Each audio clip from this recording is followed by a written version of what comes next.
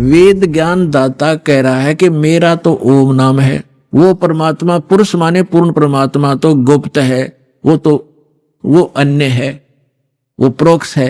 तो यहां अब हम आते हैं ऋग्वेद मंडल नंबर 9 और सूक्त नंबर 1 के मंत्र नंबर 8 और 9 को स्पष्ट करेंगे। पहले तो हमने पुरुष का अर्थ इन्हीं के इन इंजीनियरों से लेना पड़ेगा, क्योंकि नहीं तो ये बता देंगे आपको पुरुष माने आदमी हो से, क्योंकि परमात्मा भी मनुष्य जैसा है, इसलिए प्रथम पुरुष वही है, सेकंड हम पुरुष हैं मनुष्य। तो वहां प्रथम पुरुष, क्योंकि जैसे पवित्र बाइबल में लिखा है कि परमात्मा ने मनुष्य को अपने जैसा बनाया, तो वो भी पुरुष है, वो परमात्मा है। हम भी पुरुष है, हम नासवान हैं, हम डुप्लीकेट हैं, उसकी शक्ल है, उसी के आकार मिलते जुलते मनुष्य। तो ऐसे जिनको भगवान मिले हैं, उन्होंने कहा गरीबदास साहिब जी ने अपनी अमृतवाणी में कि हमरे ही उनियार है, हमारा सृजनहार, हमारी ही शकल का हमारा भगवान, हमारा बनाने वाला वो परम पिता। तो यहाँ पुरुष जो है इस भगवान परमात्मा की तरफ संकेत है। इन्होंने भले ही गोलमोल करना चाहा, यहाँ पुरुष लिखना शुरू कर दिया, परमात्मा लिखना बंद कर दिया, हमें मूर्ख बनाने के लिए। ये जनता के नासक थे, इनको संस्कृत अवश्य आती थी, अध्यात्म ज्ञान था नहीं। ये काल के भेजे हुए दूत थे, चाहे मैं ऋषि दानंद हो, चाहे इसके चेले जितने भी जो अनुवाद कर रहे हैं इसका वेदों का, ये स्वयं भ्रमित हैं और समाज को यथार्थ ज्ञान नहीं दे सके। और चाहे आज तक के जितने ऋषि महर्षि हुए हैं, उनको यथार्थ ज्ञान नहीं था। केवल परमात्मा ने जिन महापुरुषों को अपना परिचय दिया, अपना साक्षात्कार करवाया, सचखंड लेकर गए, वापस छोड़ा, उन महापुरुषों को छोड़कर और किसी के पास अध्यात्म ज्ञान नहीं था।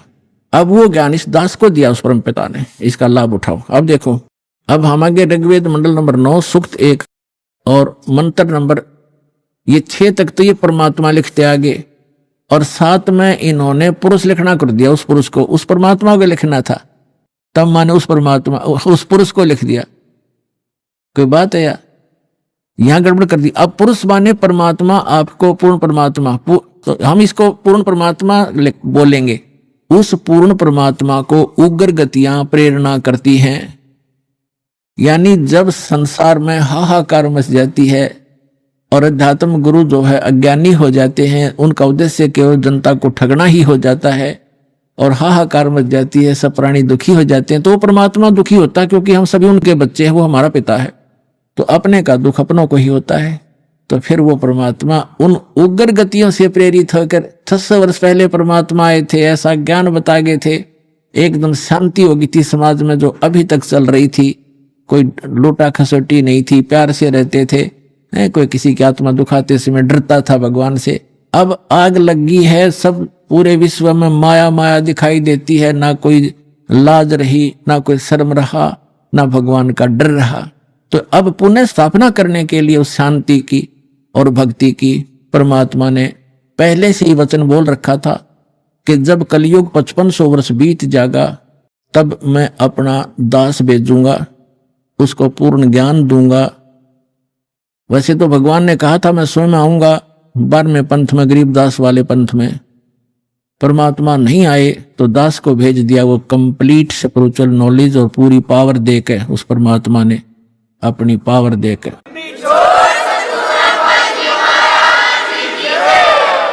तो अब पुनः स्थापना होगी शांति की। तो अब यहाँ क्या बताते हैं कि उस परमात्मा को यहाँ की उग्र गतियां यानी खतरनाक स्थिति प्रेरणा करती हैं, तब वो परमात्मा एक सुभर शरीर, सुंदर शरीर धारण करके यहाँ प्रकट होता है। जैसे 600 वर्ष पहले आए थे, उस समय भी पूरे जो है अध्यात्म मार्ग में लूटे खसोट चल रही थी, ऊत भूत की पूजा होती थी, ये धरे ढके पर ला रखा था सबको। तो परमात्मा ने आके पुनः स्थापना की थी और 64 लाख से सो गए थे उस दानक के, जिसको धानक कहते थे, दुल्हा कहते थे। यदि वो परमात्मा ना होते, आज से 600 वर्ष पहले भारत वर्ष के अंदर 64 लाख से सोना कोई बालकों का खेल नहीं है। और सबको परमात्मा ने भक्ति से चार्ज किया, उनको सुख दिया, उनके आने वाले बच्चे उनके घर में जन्म लिया, वो अच्छी आत्माएं हुई। तो अभी तक चल रहा था, हमारे समाज में शांति बनी हुई थी।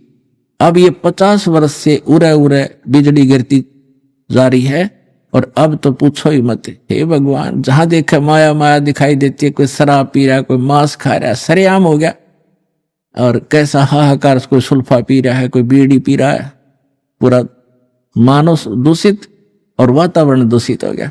तो अब इस भक्ति से पुनः स्थापना होगी भक्ति की और विश्व में शांति की, परमात्मा का वचन है, ये तो होगा ही होगा। तो अब देखो क्या लिखा है, वेद क्या बता रहे हैं परमात्मा के विषय में, देखिएगा। हम ऋग्वेद मंडल नंबर 9 सूक्त 1 मंत्र नंबर अब 8 पढ़ेंगे। उस पुरुष माने परमात्मा को उग्र गतियां यानी भयंकर स्थिति प्रेरणा करती हैं और भासमान शरीर को यानी सुंदर शरीर को वह पुरुष वह परमात्मा प्राप्त होता है। और किस प्रकार होता है, अब यहां लिखा है कि जिसमें उस शरीर वो परमात्मा 3 प्रकार से दूसरों का वारण यानी कल्याण करने के लिए मधुमेह शरीर मिलता है। उस परमात्मा को वो परमात्मा ये समझो 3 प्रकार दूसरों का पालन करने के लिए, धारण पोषण करने के लिए, कल्याण करने के लिए 3 प्रकार का शरीर धारण करते हैं। 3 प्रकार से, एक प्रकार का तो आपको बता दिया कि परमात्मा ऊपर रहते हैं, वहां उनके शरीर की शोभा मनुष्य दृश्य है, राजा के समान दिखाई देते हैं, सिर पे मुकुट है, छत्र है और तख्त पर बैठे हैं सिंहासन पर, और उनके एक रोमकूप में करोड़ सूर्य करोड़ चंद्रमा मिला दे ऐसी रोशनी है उस परमात्मा के एक रोमकूप की। बाकी शरीर की कितनी होगी अंदाजा लगाया जा सकता है। और फिर वो परमात्मा दूसरी स्थिति में जब आता है, एक नवजात शिशु का रूप धारण करता है, तो दूसरी स्थिति बताई जा रही है। देखिएगा ऋग्वेद मंडल नंबर 9 सूक्त 1 मंत्र अब 9 पढ़ेंगे हम, ये 9वां है। इसमें लिखा है कि अभी इमम अधन्या उत्सनंती धेनव, धेनो माने गाय, शिशु माने बालक रूपधारी, सोम माने परमात्मा, इंद्राय पातवे। इसका अर्थ है इमम माने उस, सोम माने परमात्मा, पुरुष माने परमात्मा को, पुरुष माने परमात्मा, क्योंकि इन्होंने यहाँ सोम माने परमात्मा होता है। ये देखिए शुरू में इसी सूक्त के प्रथम मंत्र में सोम शब्द है। ऋग्वेद मंडल नंबर 9 सूक्त 1 मंत्र 1 में, इस 1 में ये सोम शब्द है। सोम, सोम माने परमात्मा, यहां भी सोम लेंगे। अब ऋग्वेद मंडल नंबर 9 सूक्त 1 मंत्र 9 में सोम शब्द है। सोम, उस परमात्मन को, उस परमात्मन को, उस पर पुरुष को, परमात्मा को जो शिशु रूप धारण करके आता है कुमार अवस्था में यानी बाल्यावस्था में। अभी अधन्या, अधन्या माने अहिंसनीय लिख दिया इन्होंने, अध माने अभी माने पूर्ण रूप से सब प्रकार से, अधन्या माने बिना धनाई, धेनो माने गौवे। हमारे यहाँ क्षेत्र में हरियाणा के अंदर जो गाय नए दूध नहीं होती, गर्भ धारण नहीं किया जिसने, तो उसने ये उसको ये कहते हैं ये बिना धनाई है अधन्या। क्योंकि ये कुछ शब्द हमारी लैंग्वेज में संस्कृत के, कुछ पंजाबी के, कुछ वैसे अन्य भाषाओं का भी समावेश है। जैसे अब इंग्लिश वर्ड भी गढ़े हो गए शब्द हमारी भाषा में, ऐसे पहले से हमारे कुछ शब्द मिले हुए हैं भाषा में। तो हम अधन्या माने बिना धनाई, अभी अधन्या पूर्ण रूप से यानी कंवारी, धेनो माने गौवे। उस परमात्मा की जो शिशु रूप धारण करके जब आता है, उनके परवरिश की लीला कंवारी गायों के द्वारा होती है, ये वेद बताते हैं। और वो किस परमात्मा की हुई है? श्री कृष्ण का इतिहास आपके पास जीवनी है, श्री रामचंद्र की जीवनी आपके पास है, जिनको आप भगवान माना करते थे, या ब्रह्मा विष्णु महेश की दिखा दो इतिहास, उन्होंने ऐसे कुंवारी गाय का दूध पिया हो। तो who is God? Kabir is God. और कौन कबीर? जो काशी में आए थे, धानक जुलाहा